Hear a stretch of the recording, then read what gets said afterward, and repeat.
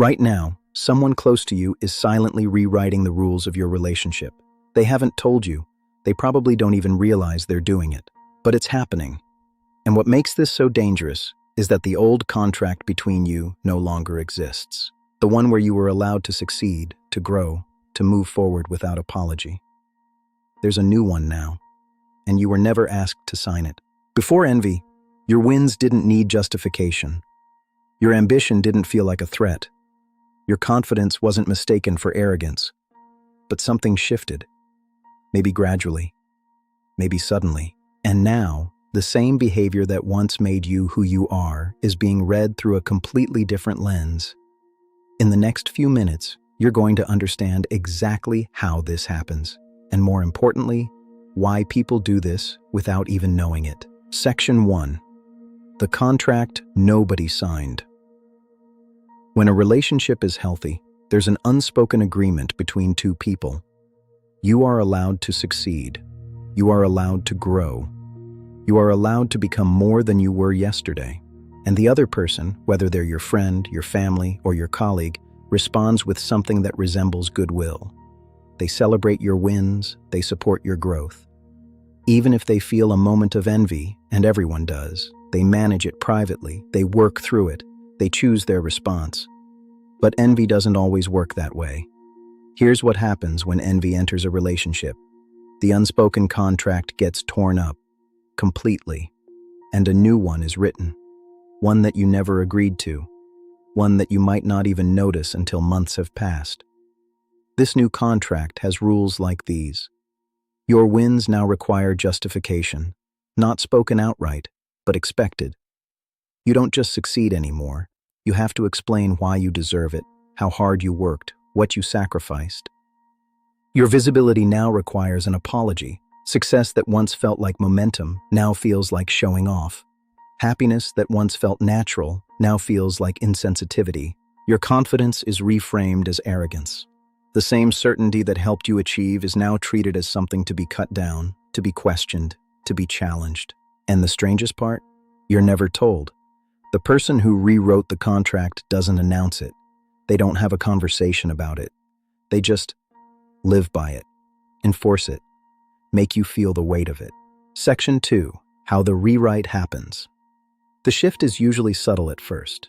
You notice a coolness in their tone when you talk about something going well. Not dramatic coldness, just a temperature drop, a hesitation before they respond. You start noticing friction in places where there was none before. Things you used to share openly now feel risky. Stories that would have made them laugh now land differently. They challenge you on things they used to accept without question. Your words seem to mean something different now that they're coming from you. But here's the psychological mechanism underneath all of this. Envy cannot coexist comfortably with your achievement. The feeling is too painful. The comparison is too sharp. The gap between what they have and what you have becomes impossible to ignore. So the mind does something clever. It changes the rules. If the rules are different, then maybe the comparison isn't fair. If the comparison isn't fair, then maybe the gap isn't as wide as it looks. And if the gap isn't as wide, then maybe the pain of envy becomes more manageable. This happens unconsciously. The person isn't thinking through this logic. They're just acting on the discomfort. And the actions they take, the coolness, the challenges, the distance, all serve one purpose: to make your achievement smaller in their mind.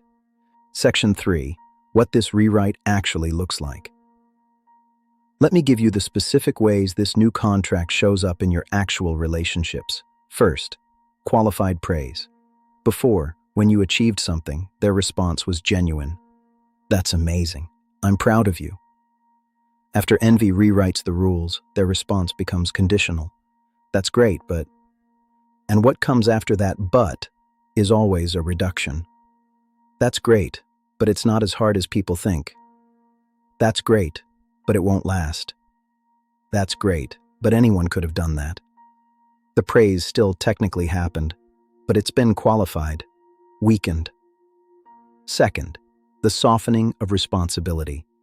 They start suggesting that your success wasn't really earned, that you got lucky, that timing played a role, that circumstances lined up in your favor, not in a hostile way, in a friendly way, like they're helping you see the full picture. You know, I think you're successful, but a lot of it was just good timing.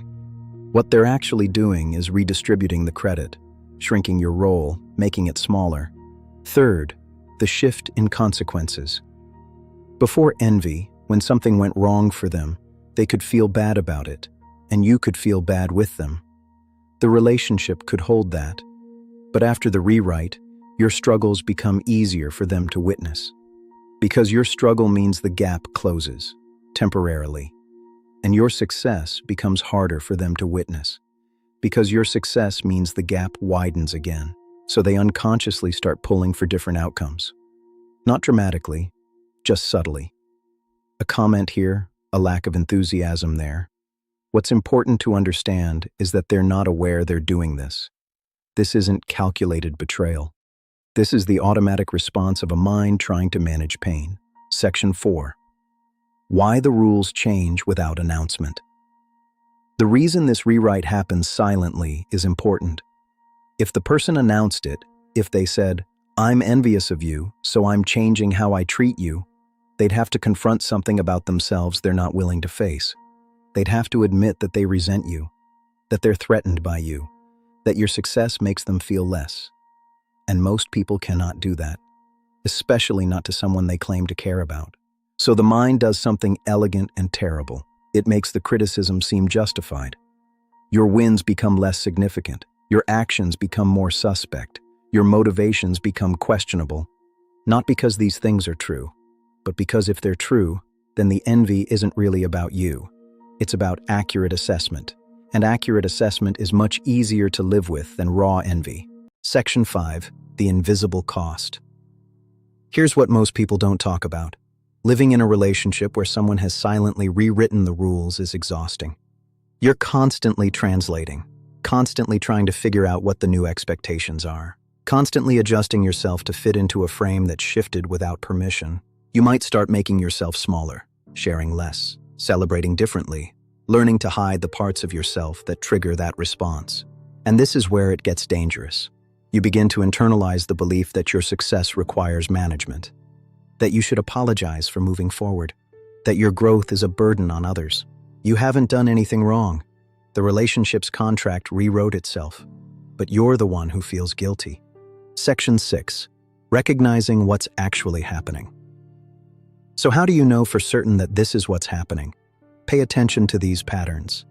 Pattern 1. The relationship feels suddenly conditional, like your worth depends on your current usefulness or your current status. Pattern 2. You feel less safe being honest about good things. You self-edit. You downplay. You apologize for your wins before you even announce them. Pattern 3. The criticism has become personal in ways it wasn't before. It's no longer about what you did, but about who you are. Pattern 4. The person is harder to reach when things are going well. Pattern 5. You notice yourself explaining yourself more than you used to, defending your choices, justifying your success. If you're recognizing these patterns right now, stay with this thought. This rewrite is not your fault. This is not something you caused by being too successful. This is something that happens when someone's pain becomes more powerful than their integrity. Section 7. What happens next? Here's what's important to understand about a relationship where envy has rewritten the contract. These relationships rarely heal themselves, because the person operating under the new contract doesn't see a problem. They don't see that they've changed the rules. They see themselves as finally seeing the truth. And once someone believes they're seeing the truth, changing their mind requires admitting they were wrong. It requires acknowledging the envy, and most people will not do that. So you're faced with a choice. You can continue in the relationship exactly as it now exists, with the new rules, the new coldness, the new conditions. You can try to fix it by making yourself smaller, by hiding your growth. This doesn't work. Or you can acknowledge the rewrite and decide what you actually want to do about it. Because here's the thing that nobody tells you. Not every relationship survives your growth. And that's not a failure. That's information. Some relationships were built on you being smaller than you've become, on an unspoken agreement that you would contain yourself. that you would not outgrow the frame they'd built around you. When you exceed that frame, something has to give, and sometimes what gives is the relationship itself. Section 8. How to move forward. If you're in a relationship where someone has silently rewritten the rules, here are 3 things that matter. First, stop trying to make sense of it internally. You might be wondering what you did wrong. You might be analyzing your behavior. Stop. You didn't do anything wrong. Someone experienced envy, and their mind found a way to manage it. This is about them, not you. Second, stop shrinking to accommodate the new contract. The instinct to make yourself smaller is your mind trying to reduce friction. But it confirms that your growth is a problem. It doesn't solve the envy. Keep moving. Stay visible. Don't apologize for your growth.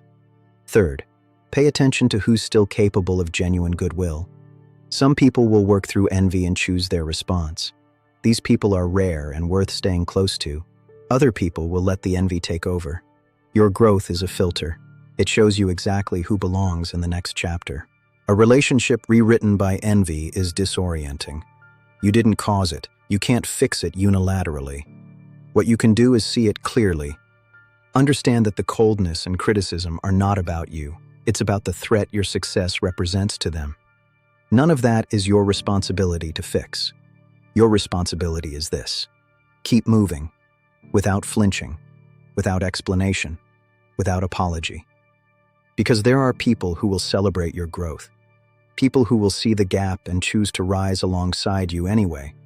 Those are the people worth keeping. You'll find them. But first, you have to be willing to outgrow the ones who can't. If this video helped you, drop in the comments. I see it now. Because that's always where clarity begins, with seeing what was always there. Thank you for watching.